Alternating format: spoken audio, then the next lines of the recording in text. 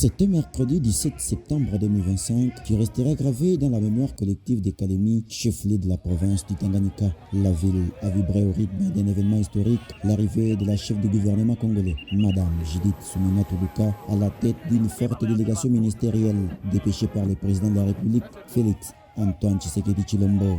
À ses côtés, trois figures emblématiques de la province du Tanganyika ont marqué de leur présence cette descente gouvernementale. Les ministres des Infrastructures, John Banzalunda, les ministres de l'Emploi et du Travail, Ferdinand Massamba, ainsi que les patriarches et notables respectés, Guilain Mbombouzia, affectueusement surnommé Baba wa Tanganyika.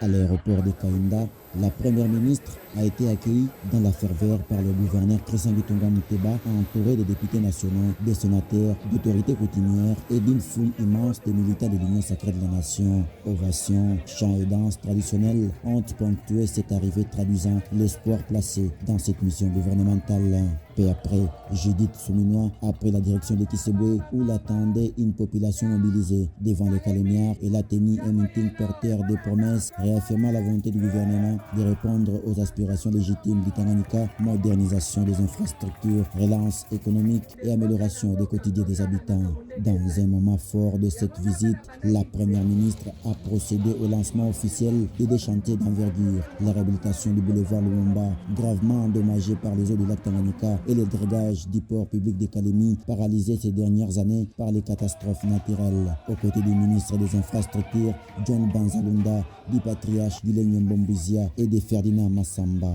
Judith Suminwa a posé un geste hautement symbolique qui marque une volonté politique forte en faveur du développement du Tanganyika. Au-delà des discours et des actes, c'est l'image d'un gouvernement uni et solidaire qui a frappé les esprits. La présence de ces trois dignes fils du Tanganyika aux côtés de la chef du gouvernement réaffirme un engagement commun, celui de transformer les promesses en réalité concrète et d'inscrire la province dans la dynamique nationale de modernisation initiée par le président Félix Tshisekedi. En ce 17 septembre 2025, Kalemi n'a pas seulement reçu une visite officielle, elle a accueilli un signal fort, celui d'un nouveau départ pour une province stratégique dont les ressources et les potentialités ne demandent qu'à être valorisées pour le bien de toute la nation.